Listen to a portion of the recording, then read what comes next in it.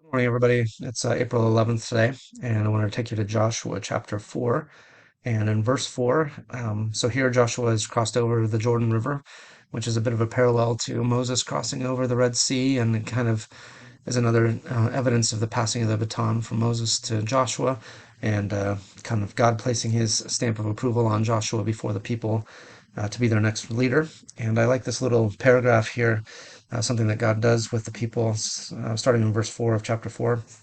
So Joshua called together the 12 men he had appointed from the Israelites, one from each tribe, and said to them, "Go over before the ark of the Lord your God into the middle of the Jordan. Each of you is to take up a stone on his shoulder, according to the number of the tribes of the Israelites, to serve as a sign among you. In the future, when your children ask you, 'What do these stones mean?' tell them that the flow of the Jordan was cut off before the ark of the covenant of the Lord.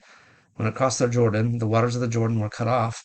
These stones are to be a memorial to the people of Israel forever."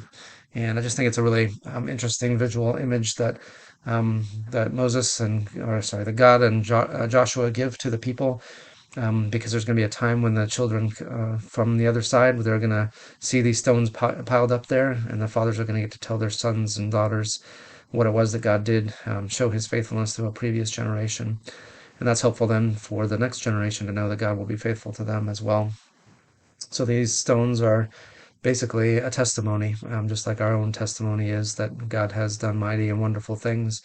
And it's really helpful for us to pass those on to the next generation, to get to talk about them and recount them for them and help them to see what God has done to be faithful in our generation, and that he will be faithful in future generations as well. I also think it's interesting, in the beginning of Luke 14, the very first part of the passage that we have here in verse 7, he gives a very practical piece of advice, Jesus does, to his disciples. It says, "When he noticed how the guests picked the places of honor at the table, he told them this parable. When someone invites you to a wedding feast, do not take the place of honor, for a person more distinguished than you may have been invited. So the host who invited both of you will come and say to you, 'Give this person your seat.' Then, humiliated, you will have to take the least important place. But when you are invited, take the lowest place, so that when your host comes, he will say to you, 'Friend, move up to a better place.'